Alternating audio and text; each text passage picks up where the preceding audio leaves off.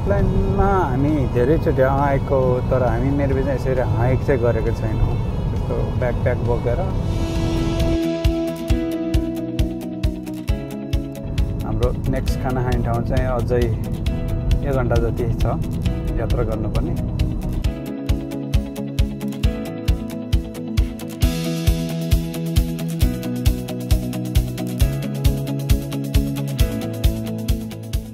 Morning आइसक्यो। मोर्निङको यो खाना छ यहाँनिर यस्तो बफे लन्च। खाना खाएर रोकेर अब फेरि हामी 1 घन्टा जाँदैछौँ। हाम्रो किलोमिटरमा चाहिँ 970 किलोमिटर चलाएको देखाउँछ। अझै 1 घन्टा जति ड्राइभ गर्न बाँकी छ।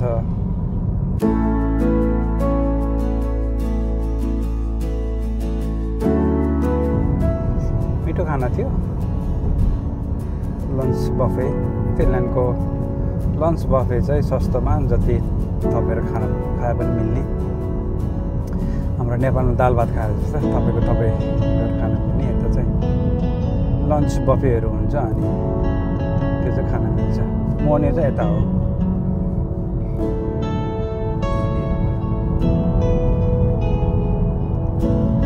फिनल्यान्डको ल्यापल्यान्ड एरिया मात्रै झन्डै आधा भाग चाहिँ पुरा म्यापलाई हेऱ्यो भने पुरा आधा भाग चाहिँ ल्यापल्यान्ड भनेर लेखिएको छ।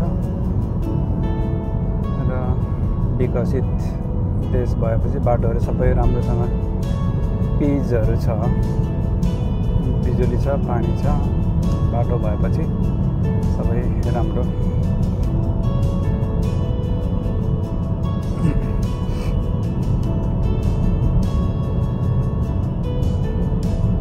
ल्यापल्यान्डको यो एउटा सुभनियर पसलमा आउँछ। यहाँनिर चाहिँ कफी र डोनट चाहिँ 50 सेन्टमा पाउँछ अरे, साह्रै सस्तो। अनि यतापट्टि पनि यहाँनिर अर्को एउटा पसल छ सुभनियर पसल। यता ल्यापल्यान्डको यो चाहिँ यो सुभनियर पसल घुम्न आएको कफी अनि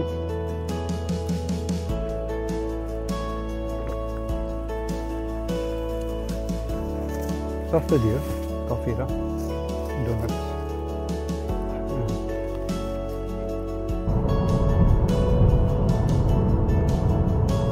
हामीले 1000 किलोमिटर कुदाइसक्यौँ हिजो र आजमा। अब कफी ब्रेक गरिसकेपछि अब 40-50 किलोमिटर बाँकी छ मेरो अन्दाजमा। त्यसपछि आजको रात हामी त्यहाँ बस्छौँ।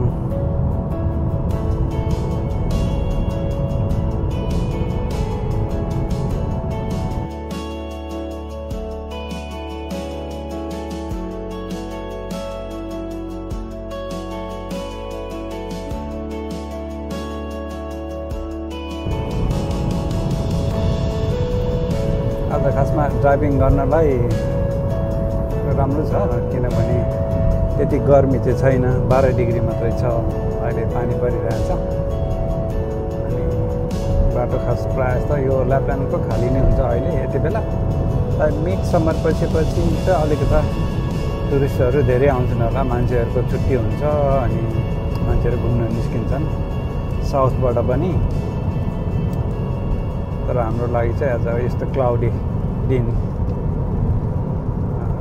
यात्रा गर्नलाई ठिक छ।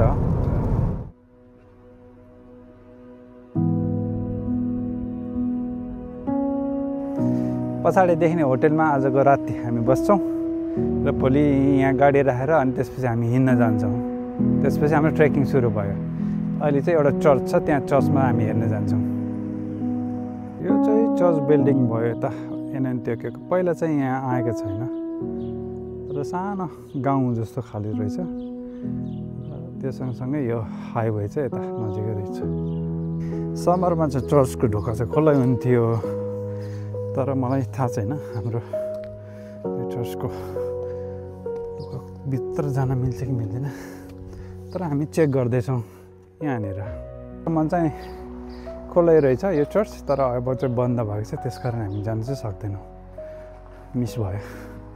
अनि आउँदाखेरि यो बिल्डिङ भयो त्यसपछि टावर जस्तै साइड त्यहाँनिर चाहिँ घन्टी छ हरेक चर्च सुरु हुन अगाडि चाहिँ घन्टी बजाइदिन्छ अनि त्यसपछिबाट मान्छेहरूले सुन्छन् यस्तो खाले रहेछ तर आजलाई चाहिँ बन्द भइसक्यो चर्च समरको समयमा चाहिँ मान्छेहरूलाई टुरिस्टहरू घुमाउनको लागि चाहिँ यो चर्च चाहिँ खोल्छ अब हामी चाहिँ भित्र हेर्न जान सक्दैन मैले यहाँबाट झ्यालबाट देख्छु कि सायद देख्दैन होला यस्तो बेन्चहरू राखिदिएको छ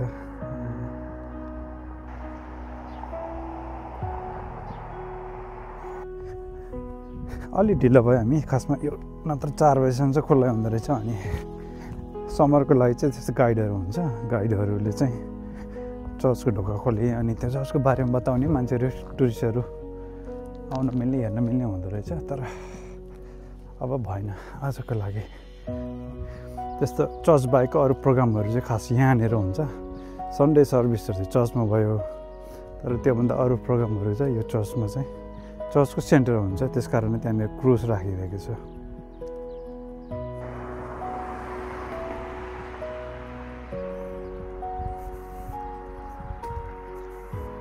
बस्ने होटेलको रुम चाहिँ यस्तो छ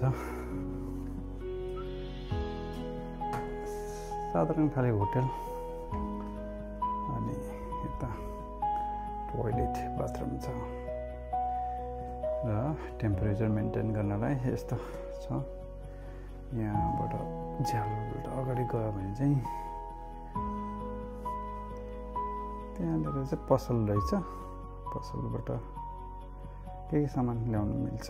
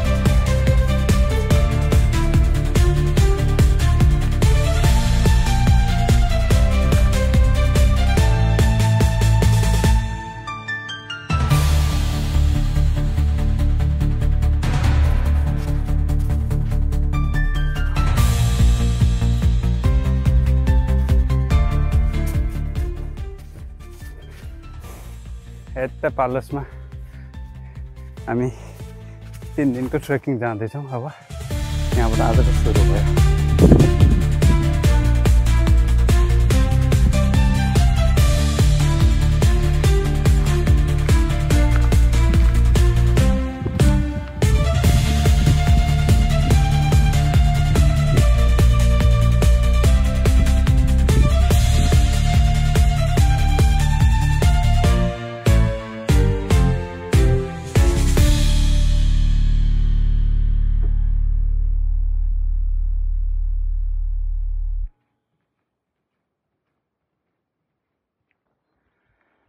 पछाडि देख्ने डाँडामा चाहिँ आज पुग्ने हो अहिले हामी 6 किलोमिटर जति हिँडिसक्यो होला यहाँ अनि यसपछिबाट अर्को डाँडामा जानुपर्छ। अब यो बाटोबाट हामी जाँदैछौँ। यो चाहिँ सानो लेक जस्तो छ अनि यहाँनिर पिकनिक आउने बस्ने मिल्छ, नेचुरली बनाइदिएको छ। मिल चाहिँ यस्तो छ, यहाँनिर पानी राखिसक्यो। तर पानी राखेर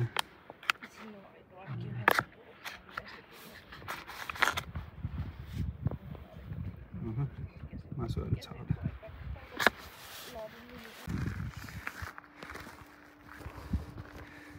तुन्तरी भन्दै रहेछ डाँडाको माथि। अब हिँड्दैछौँ खाना खाएर, सायद यताबाट घुमेर कतातिरबाट जान्छ होला त्यो डाँडामा। बिस्तारै बिस्तारै उकालो हो।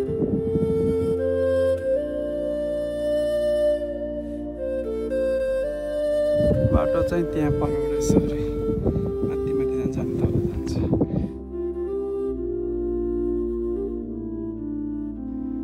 अब माथि बिस्तारै पछाडिको डाँडामा जाने। त्यसपछि मैले बुझेको पछाडि चाहिँ नर्वे भन्दैछ। अनि तिनवटा देशको खासमा बोर्डर पर्छ होला त्यता।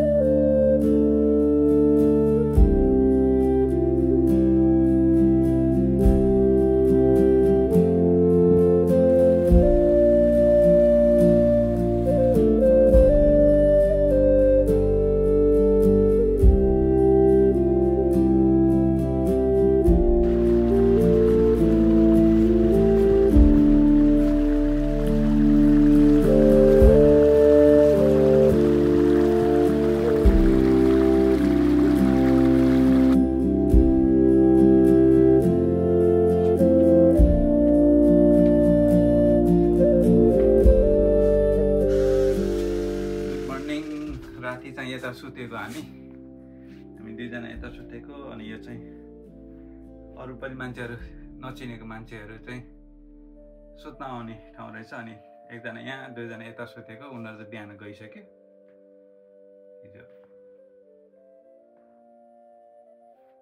हिजो घुम्न आउँदा आउँदा हिँड्दा हिँड्दा हिँड्दा ढाडहरू सबै दुखेको छ। अब हामीले पनि ब्रेकफास्ट खाइसकेर अनि त्यसपछि हामी बिस्तारै जाने। अझै आजको एक दिन 12 किलोमिटर 14 किलोमिटर 5 घन्टा।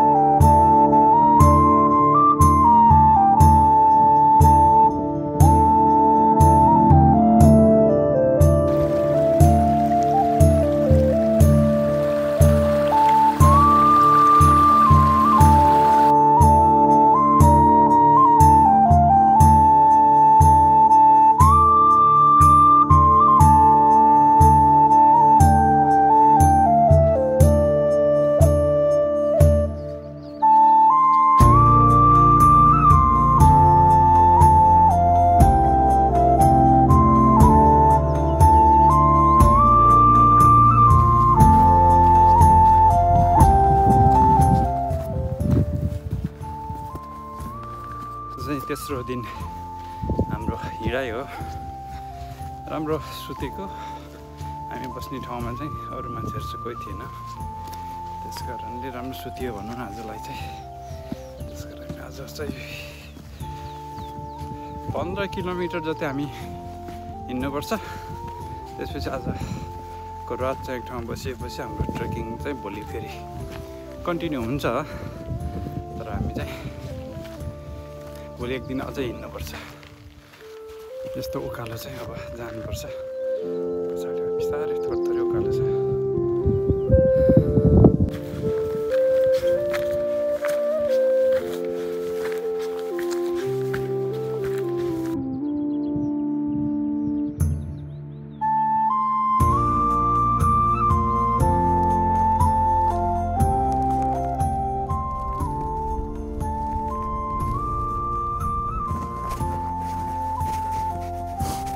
15 किलोमिटर जति हामी हिँड्नुपर्छ अरे आजको दिन चाहिँ। र भोलि चाहिँ अर्को ठाउँमा पुग्छौँ हामी।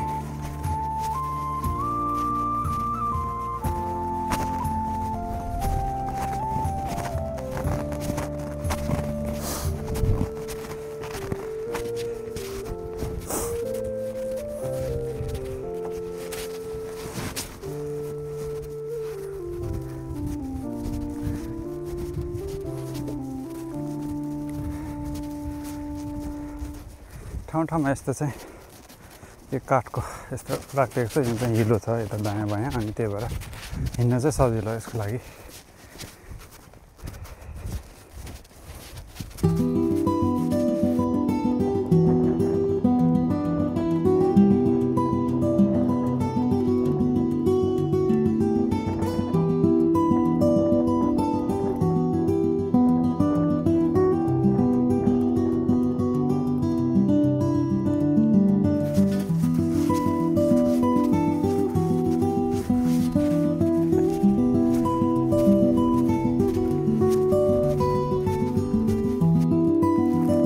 हरेक ठाउँमा चाहिँ यस्तो साइन राखिदिएको छ, अनि त्यहाँबाट सजिलो छ हिँड्नलाई। एक्लै आए पनि खास हराउँदैन।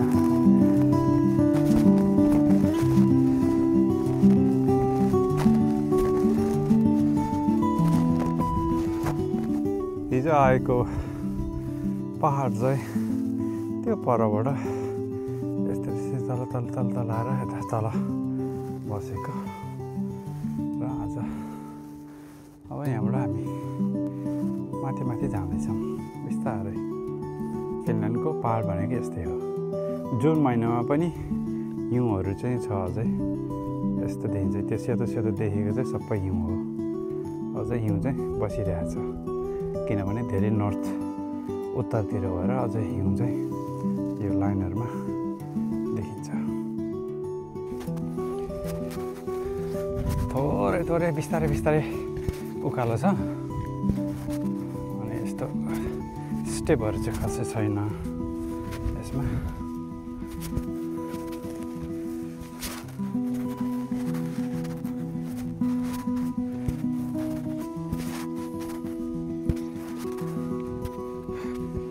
हावा लागेको छ, अलिकति घाम पनि लाग्यो भएर अलिकति न्यानो चाहिँ छ। हिजो चाहिँ मस्तैले पानी परेको थियो, आज चाहिँ अब ठिक छ।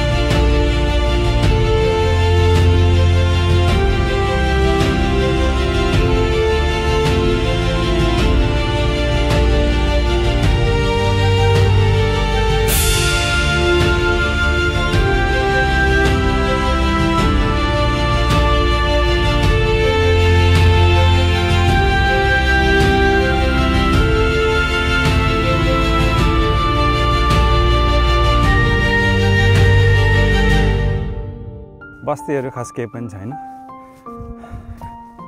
केवल प्रकृति मात्रै छ। रुखहरू होचौचो छ यता, अनि जनावरहरू चाहिँ अहिलेसम्म देखेको छैन कुनै पनि। अनि चराहरू चाहिँ सुन्छु बेला बेलामा। र रुखहरू चाहिँ अचम्मको छ, खास चिसो भएर होला।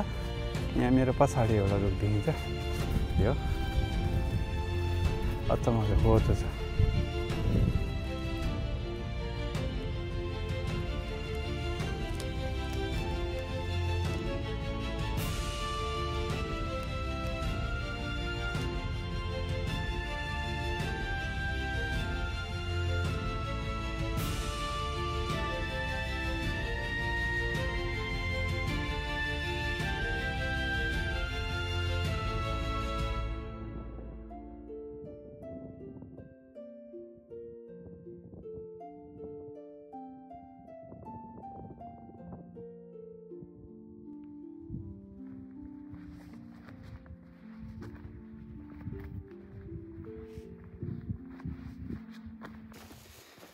आज हाम्रो चौथौँ दिन, तेस्रो रात बिताएर हामी अब अन्तिम दिन हामी हिँड्दैछौँ। 11 किलोमिटर बाँकी छ आजको यो यात्रा हिँड्ने।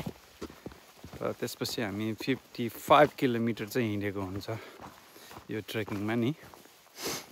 सो धेरै राम्रो वेदर छ, अलिकता नेपालको वेदर जस्तो छ, घाम लागेको छ। अनि पानी चाहिँ खास चिसो हुन्छ किनभने हिउँ पग्लेर आइरहेको छ। त्यस कारणले घाम लागेको छ अनि मसिनो हावा लाग्छ, अलिकति चिसो चिसो हुन्छ। तर अरू त सबै ठिक छ। अनि होटेल चाहिँ छैन यतातिर, सबै आफैले बोकेर ल्याएको सामानहरू।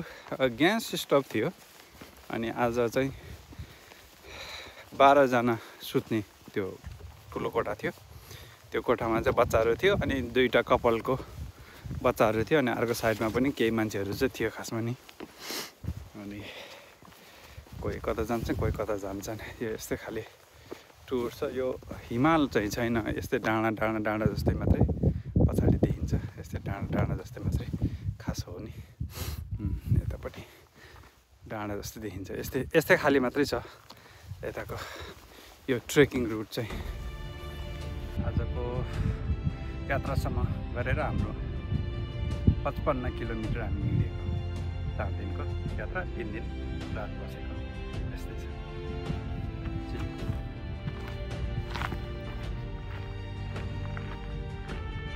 हाम्रो यात्राको अन्तिम समयमा यहाँनिर चाहिँ पालेको मृग रेनडियर चाहिँ भेट्यो हामीले, 3टा रहेछ यहाँनिर।